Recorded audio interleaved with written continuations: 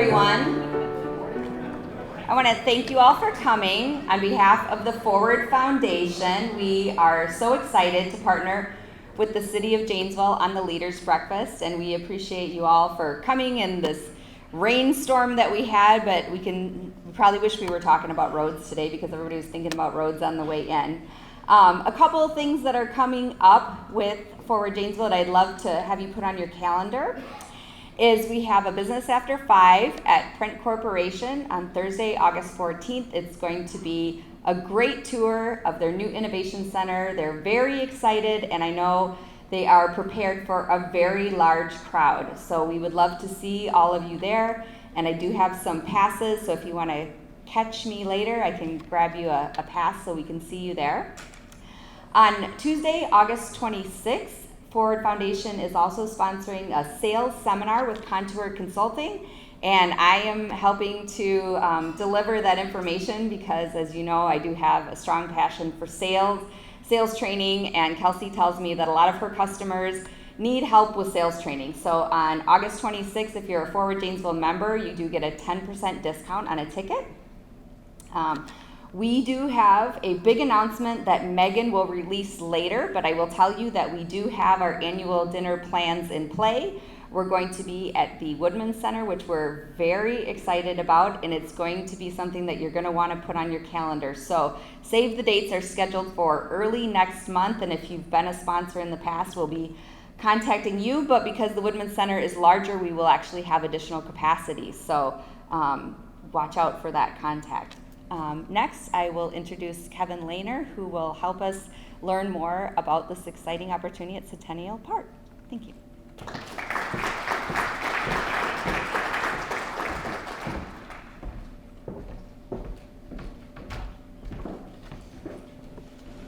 Good morning, everyone. Thanks for being here. Special thanks to Blaine's for offering us this wonderful room this morning. Mark and Jane, thank you so much. Appreciate it. Wanted to just take a moment to recognize some of our elected officials here this morning and other VIPs. We have from our City Council, Heather Miller, Richard Nino, and Larry Squire this morning. And from our Rock County Board of Supervisors, we have Erica Belkey, Kathy Schultz, RJ Sutherland this morning. So thank you for being here as well. And we have Justin Williams from Senator Tammy Baldwin's office is here. Thank you, Justin. I know that's a bit busy these days. And we have John Light, the county administrator. I think I saw him when I walked in. And Dr. Tracy Paneer from Blackhawk Tech. So really thank you all for being here as part of this breakfast this morning. Really appreciate it. I'm just going to be very brief because I know that there's a lot of interest in this topic, and I'll turn it over to Jimsy to give you the update. We have had some fun stuff going on lately. Obviously, we are very excited about the Woodman Center that's going to be opening and be ready here in August and looking to September. If you've been by it lately, you can see that there's some additional signage that's gone on. It's looking like a real thing now after months and months of construction. So thank you to Cullen for your work on that and all of our team. It is really, really exciting, and we're getting closer and closer to seeing that thing open. The other thing that we just had the opportunity to do is Jimsy and I were able to attend, and Shar and some of the others were able to attend the ribbon cutting for the Gaia Innovation Center here in Janesville, and that was a very exciting project. They have an amazing facility here in the city, not far from here, and they are really planting a flag here in Janesville, and their focus is on alternative proteins, and their facility is amazing. And we were lucky enough to do a ribbon cutting just a little bit over a year ago, and now they've done another innovation center, and they had folks from all over the world in the food industry and in academic areas to come see this center, which they consider the Center of Excellence for Alternative Proteins in the United States. And so we are very excited about that. That is just another example of a company recognizing our strategic advantage here, another food-oriented company, but another food company that is combining that with new technology and planting their flag here in Janesville. And we are very excited to help them grow. A special thanks to our team that formed a partnership with them to allow them to expand here in Janesville. The other things that that we'll be working on now is that we have officially entered budget season in the city of Janesville, which is always a great time. We are very excited about looking ahead to next year. We have just a ton of things going on, and we have to be very conscientious about how we're spending dollars, about how we're improving our infrastructure, and how we are trying to provide the best level of service that we possibly can. And so that is going to be an all-consuming task for the next several months. The one thing that we did get good news on is that the state budget passed, and it was certainly a do no harm budget to local governments, which is sometimes rare. And in some cases, we saw some funding increases, which we are excited about. So there are going to be increases in funding for general transportation aids, which help fund road projects, and also in shared revenue for continuing their 2-year trend of giving us a little bit more in shared revenue. And so that was a very good budget for us, and so we're excited about that as well. So there is lots of fun stuff going on, but I know that there's a high level of interest in this topic, so I'm going to turn it over to our Economic Director, Development Director, Jimsy Kuborn, and she and I will be around for questions later. Jimsy?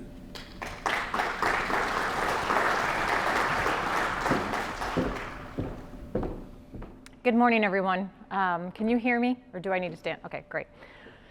So my name is Jimsy Kuborn. I tend to be a walker, so if you can't hear me, just push me back towards the microphone. So yes, Jimsy Kuborn, Economic Development Director for the City of Janesville. I've been with the city for 3 years. I was born and raised in Rockford, Illinois, and I've lived in Boise, Idaho, San Antonio, Texas, downtown Chicago, and now in Janesville. I'm very proud to have the opportunity and perspective to live in multiple communities and be able to see the pros and cons of each community and the ability to interact with your community. I'm the project manager pretty much for anything to do with GM and Jatco. I want to step back for a moment and tell you why I'm extremely passionate about this. My entire family, multiple generations, worked for Chrysler and Belvedere. I understand the impact that a facility and a company like this has on a community and on a family. And I know that there are a lot of feelings and passion wrapped around this site and what it was and what it sits as today.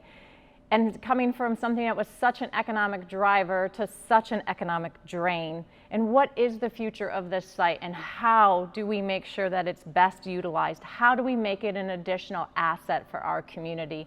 And what is the future of that? And I think that this conversation truly wraps around how we do our own research and how we understand what are the best opportunities for this site moving forward. And we don't want to miss an opportunity. So I'm going to go through this information similarly to what I did in front of City Council a couple of weeks ago and answer questions. But this is truly an opportunity for us to find out, does this make sense? Is this a possibility as we move forward in our planning for the future of the former General Motors site? So where are we in the acquisition process? There were 7 parcels that were associated with the purchase in lieu of condemnation due to blight. We will be closing on the 6th parcel this Friday, which is the 411 West State property, also known as Zox. That property closes this Friday. Then we have one remaining site, which is the DJF site, and we're working through some of the numbers and aspects of the DJF site, and then we'll have all 7 under city ownership. The yellow portions are already deeded over to the city, so we do have ownership of all of the yellow parcels. Why we're here today. The city and some of our partners, including Alliant Energy and other community economic partners and such, have received phone calls related to the former GM and Jatco site for many purposes, one being, of course, the transference of ownership, the other one being the resources on this site, number one being the power capacity. There has been some initial looks at power at this site. There is a substation, of course, across Delavan Drive that General Motors was utilizing. That substation right now sits at approximately 25 megawatts of power. There are some minimal upgrade requirements to get the full amount off the 25, but there's also some initial conversations we've spoken with Alliant on of the possibility of juicing that back up to 50 megawatts in a short time frame as well. The city has already submitted a request to do what's called an indicative study. The indicative study we have submitted through Alliant Energy to find out if that substation with additional development and upgrades could get us anywhere to the 200 to 300 megawatt capacity. Other reasons why Wisconsin's getting calls overall in the data center aspect is, of course, the sales tax change, the personal property change in taxes. So that is another reason why Wisconsin is currently on the radar for data centers of different sizes. So those are some of the reasons why we're getting phone calls. And of course, my position requires if somebody is interested in Janesville, we need to look at that opportunity. We need to bring that opportunity forward. We need to research if that opportunity is a good fit. Again, why we're here today and why we're doing this request for proposal to see if a data center usage is actually feasible at the former GM Jatco site. One of the things to include is if this is a possibility, at a first glance, at this first step of a request for proposal at a high level, does this site make sense with the way that the site sits, right? It's a brownfield site. But with the power, with the water capacity, with the infrastructure that is there, is it possible? Then at this first level, if it is feasible, as we move forward through the redevelopment plan that we've discussed since day one, right? So we came to council in February of 2024 and discussed, is there agreement that we need to move forward with the purchase in lieu of condemnation due to blight because of the situation that was sitting at GM and Jatco with the previous property owner commercial development company? And the council agreed to move forward with that process. And we've discussed since day one, we are going to work through what is a redevelopment plan for that area. What is the vision of the community of what are the opportunities on that area for GM and Jatco, for those 250 acres? What is the redevelopment opportunity, and building a plan around that. Again, with the calls related to data center, we're going through this RFP process to see, does it make sense to include data center usage in a redevelopment plan and overall redevelopment goal? Some of the things that were mentioned in the request for proposal and things that will, questions that will be asked as we go through this process, right? So the proposals will come in and answer some of these questions at a high level, but during a feasibility phase is when we really truly dive into answering some of these questions on a deeper capacity that would be dependent upon the site and the proposed buildings or building, right? So there are a lot of questions that you won't get deep answers until we understand what that actual site would look like, what those buildings would look like as we go through those processes as we normally do for projects. So some of the things I'll go over today would be size, sound, light, jobs, environmental, new increment values, local impact, economic impact.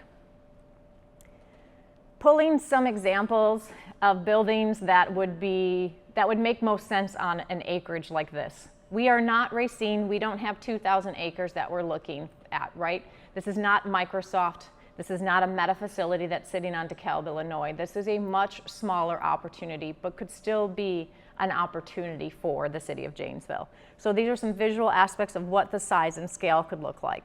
And some of the things that can be addressed, right? So when you think about green aspects, how do you create green buffers? How do you do downlighting to make sure that the light pollution is at minimal definitely opportunities that we have moving forward with the new development versus the user that was there before, who had a much larger impact on a lot of hardscapes and hard spaces with asphalt, concrete, lights, semi-trucks, trains, noise, very different. We have opportunity as we create new development to address those. Sound is one of the things, right? Let's think about the sound impact of something that would be General Motors. An older manufacturing facility was probably in the 115 level decibel capacity. And so something with the current newer data center sounds are closer to the 50 to 70 decibels. So the sound coming off of a facility like this would be substantially lower than what we had there before. And of course, newer car manufacturers' sound is not as high as 115, but the older ones were. Jobs. When we're looking at job opportunities, there are a couple of different factors. There's going to be permanent jobs versus construction jobs.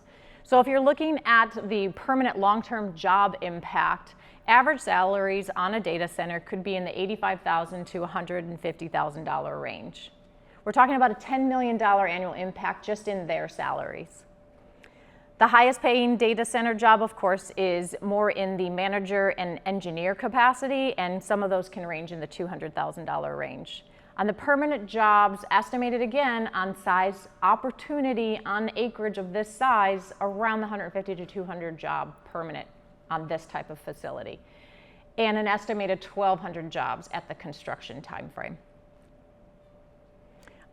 Of course, with Janesville's background, we have a deep, rich history in manufacturing jobs, and right now our manufacturing jobs average salary is about the $50,000 range.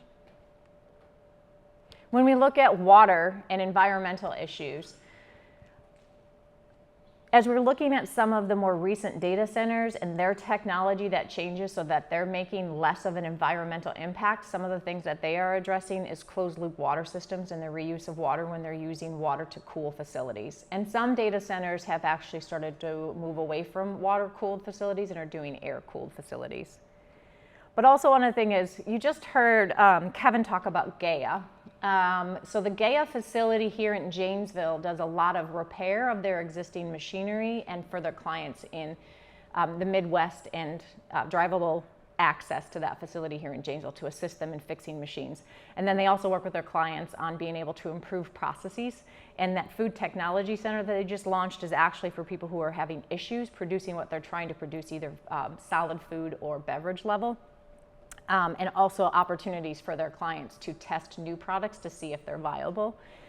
That's really neat. We continue to promote Rock County and the city of Janesville as a city that makes sense for food and beverage production because of our capacity for land availability and water.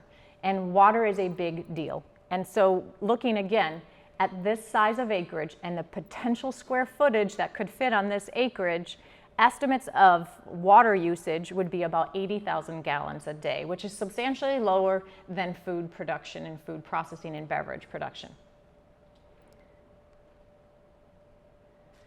Carbon reduction.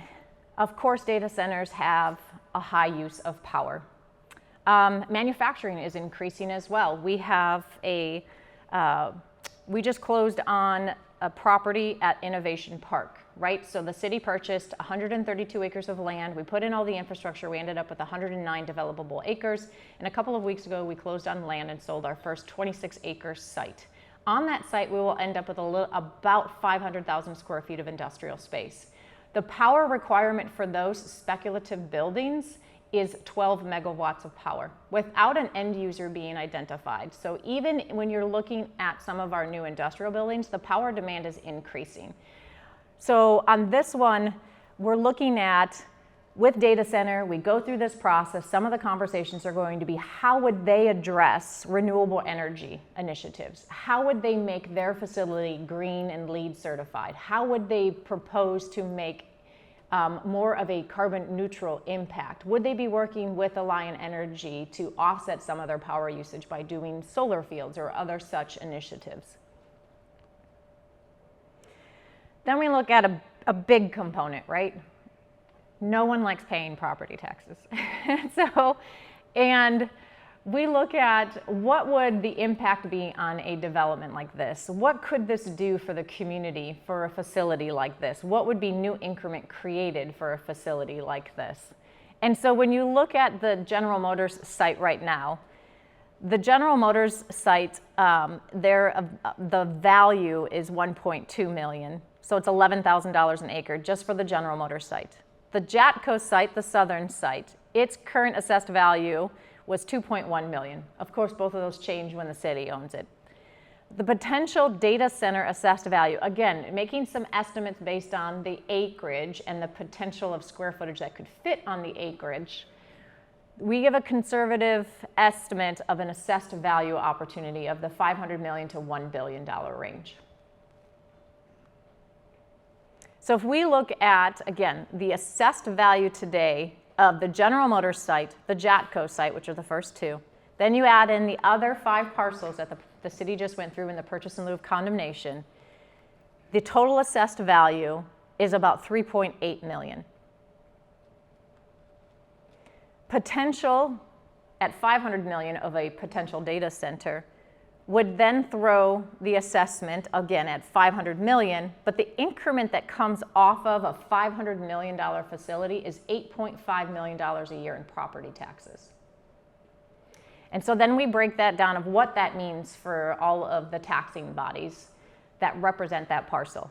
So that would be a $2 million to Rock County, $3 million to the city of Janesville, a little over $3.1 million to the school district of Janesville, and about $400,000 to Black Hawk Tech. So this would be a substantial impact on property taxes and allow for more for the city of Janesville and other taxing bodies, our county and school district and Black Hawk Tech. Other things to consider on economic impact. Data centers' opportunity to source our local goods, our local services, and contracts with our local construction industries and other service providers that are related to technology or electrical engineers, our electrical industry.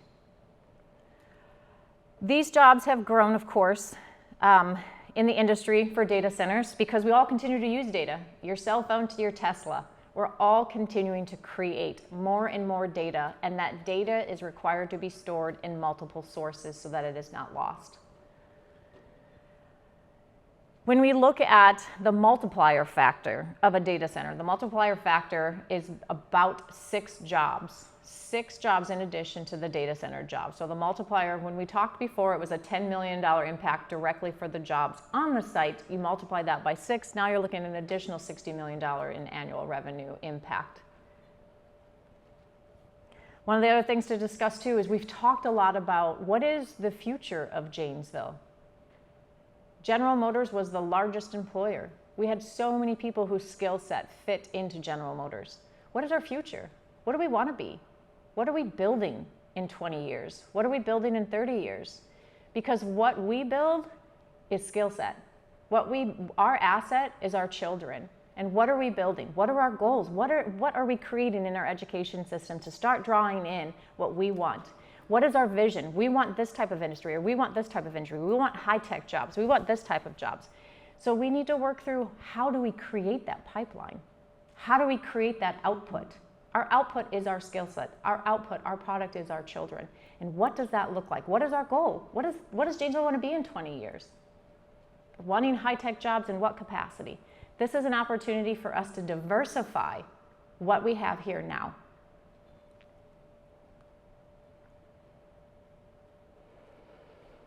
I kind of spoke to this a little bit at the beginning, right? How does this fit into what we've discussed? We've discussed doing a redevelopment plan and a new identity of the former General Motors Jatco site and what was coined the Centennial Industrial Park by Commercial Development Company.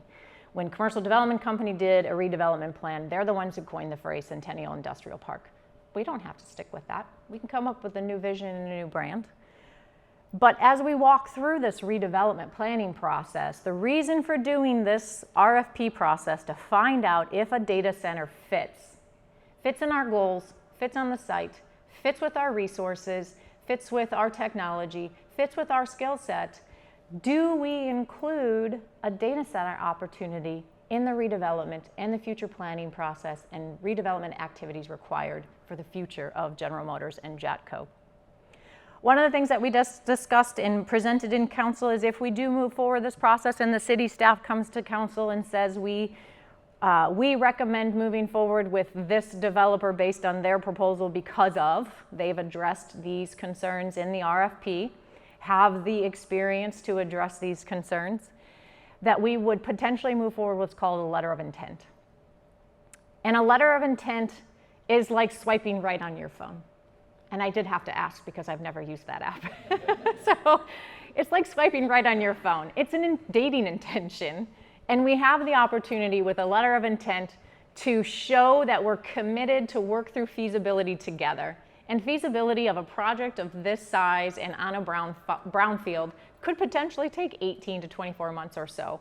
So a letter of intent, when we come forward with council and say the city administration either recommends moving forward with potential developer or recommends not moving forward. But if we do recommend moving forward and set an intention to do a letter of intent so that that developer knows that the community is interested in partnering with them and working with them through doing all of the research that's required to find out what really is available for power, what does it really look like to redevelop this site with it being a brownfield, and working hand in hand with the city and working hand in hand with Wisconsin Department of Natural Resources. We're going to look at, if we do that, working through a letter of intent. It's just a piece of paper that says we're dating. There is opportunities, of course, as we move through the feasibility aspects of this, that if either party says that this does not make sense, that is the point where you can then break up. We are not engaged. We are not married. We are not doing a contractual obligation of an offer to purchase or a conveyance of land. A letter of intent just shows that we would partner together through the feasibility and research aspects. Again, I just stated our intent is to come back to council and either recommend a developer or recommend that we not move forward with a developer on a data center opportunity. And if we do recommend that we want to walk through a feasibility aspect and the council does approve that aspect and we work through a letter of intent, there is a lot of research to be done. And then the city administration will be coming to city council on August 11th, and we will be going over an advisory board of community stakeholders for the long-term redevelopment plans, so the mission and goals of what that group would look like. I have a link to the RFP if anyone wants to take a picture of that and check out the RFP if you haven't been able to read it yet. And then, of course, I wanted to leave ample time for Q&A. I had a feeling that that would probably be what people would be most interested in, is asking questions. So.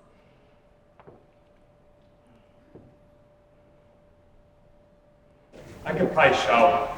Can you hear? I can hear you. All right.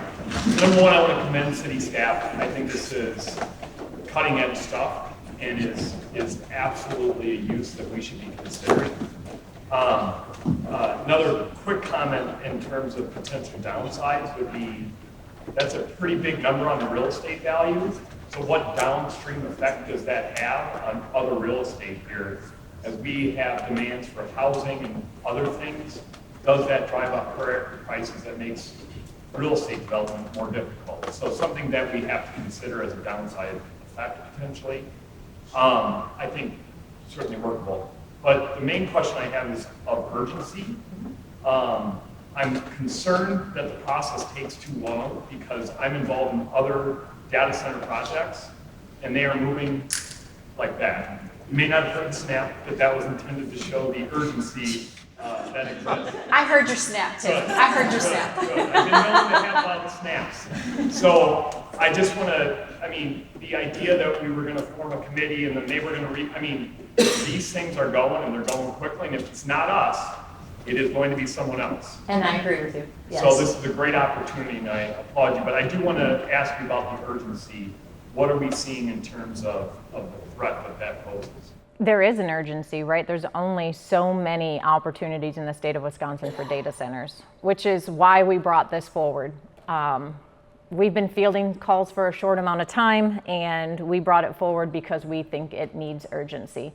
The information that we have preliminarily on the feasibility phase is based on our research, right? Understanding how long it takes to get the indicative study done, and then there's a long-term power research that needs to be done, and that report takes a year.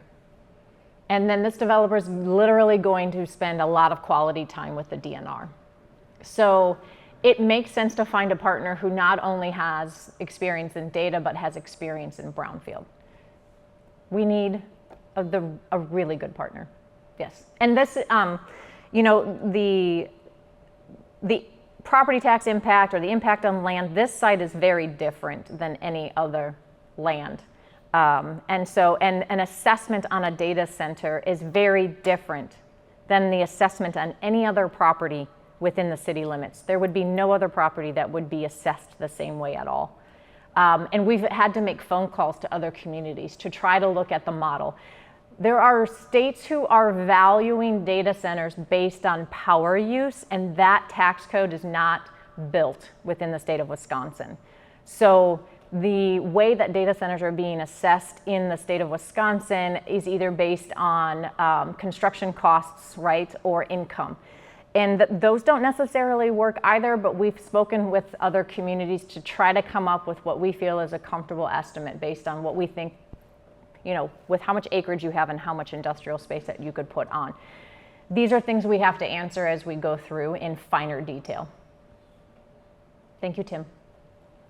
Thanks. I just wanted to echo what Tim said too about the urgency in these projects. We've worked on a number of data center projects around the Midwest, and schedule is everything. Cost is absolutely secondary. So it's if you get the right partner, and the city is a willing partner to them to be able to expedite. I mean, dealing with a brownfield site, the costs won't matter if they can get a project built there even a month faster than another location. So I guess my question would be is, what level of priority does the city have as far as like the data center being the potential use for this site, or are there still other uses that the city would prefer to see there?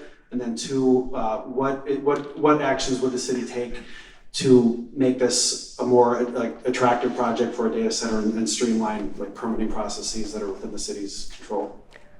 Right, there are opportunities to make things faster, and then there are opportunities that we don't control, right, like the power study that needs to be done.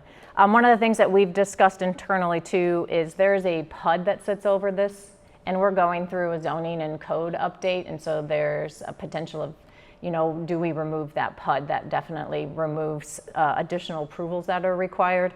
And it's something that, you know, we have opportunities to do approvals simultaneously, right? We can run schedules where we're doing approvals of, you know, rezoning things. Well, this wouldn't need to be rezoned, but CSM, certified survey process and approval, site plan reviews, and type of development agreements that we would work through. So we can move those approvals simultaneously. I think that's one of the reasons we're going through this process, to see if there is full support for doing this, so that we have and we can show a developer, you have our support, we will work together with you to move this as fast as possible. I mean, I know with our partners, we have their support. Of course, Alliant Energy is interested in working with us through this whole process and doing what it takes to move things forward. Can you just go through the timeline one more time? Proposals are due the 14th of August. They're going to council the 25th of August. So our next council meeting, August 11th, is when we will go to City Council on the proposal of the advisory board and what is the mission and goals.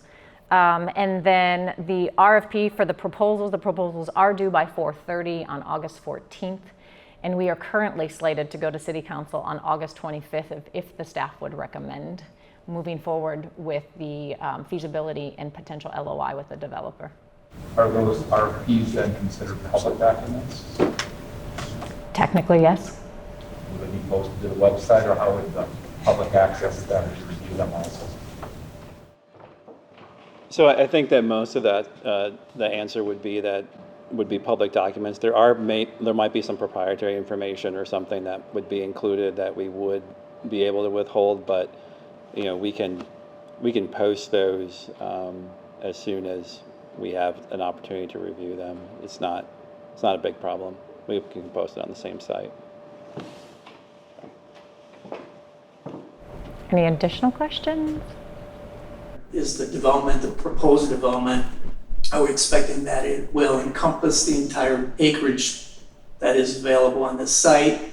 Or might there be some of that acreage that might still be available for what our original thoughts were, to have the site kind of be a community event with housing, some commercial on the lower levels, park area. So, I mean, is it 50-50 that you think? Or I think you just said that it's going to be the whole thing. No. I said yes to both, right? I don't know that we haven't seen proposals if it would make most sense to develop on one portion and not the entire portion, or if a developer would want to take down the whole thing. I would, in my best guess, would assume that it would be part of, not all of. But I wouldn't necessarily rule out maybe someone has a grander idea, but I would guesstimate that it would be a partial. And as you referenced, right, the former things that we have discussed were specific to the EPA's Community Change Grant. So the EPA Community Change Grant was for opportunities for housing, community, green space. The dollars were not for remediation, demolition, or any addressment of any environmental issue. And so we looked at, could there be opportunities for those uses? And as we walk through a new redevelopment plan of the whole area, we'll bring those things back up and see if that is still something that the community would like to see. Thank you. Yeah. Excuse me, Jimsy, you just touched on this, but just wanted to follow up with a quick question. The GM Jackal site in its current state, in absent any environmental remediation efforts, is there, other than a data center project, are there other highest and best uses for this space in its current form? Well, the entire site is zoned M2, so higher level manufacturing and industrial uses.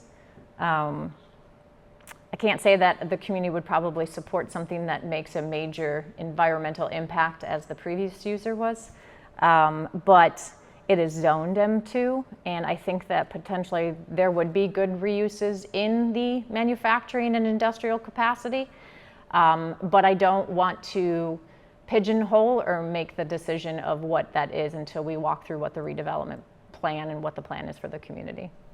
And then also just a comment, I understand that the noise pollution is a big concern with the data center, and quite frankly, just for the benefit of the group, we have a manufacturer here in Janesville that manufactures plenums specifically for data center projects that are for the benefit of noise cancellation for these.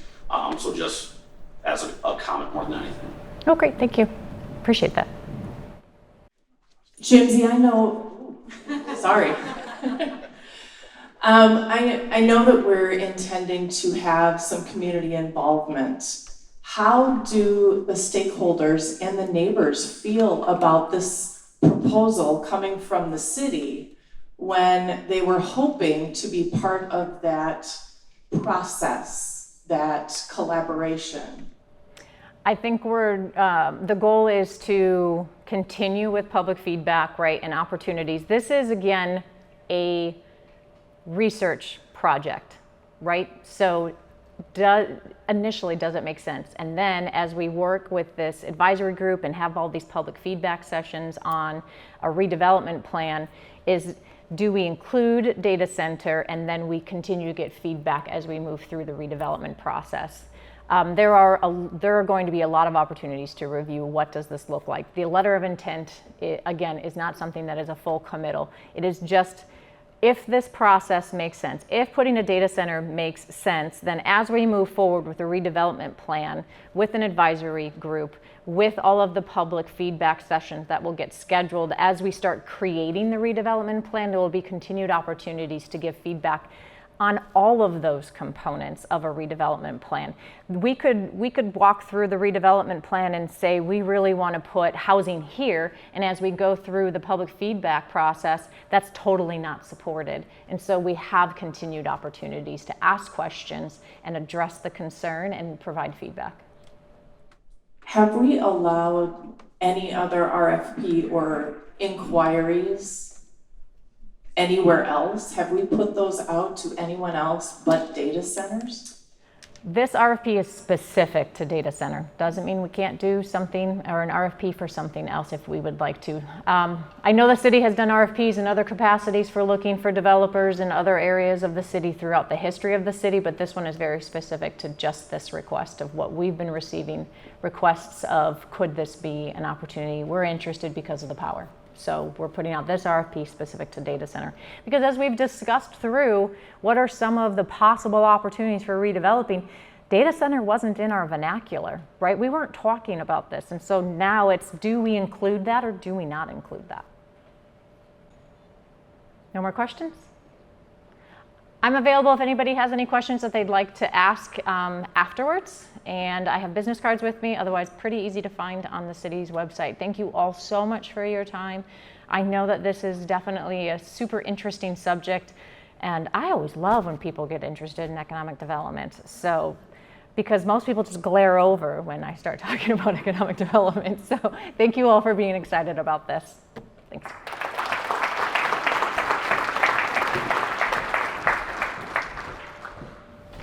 I just want to say thank you all for coming. Thank you to the Forward Foundation for putting this on with us and all your efforts. And so please enjoy the rest of your day. Thanks.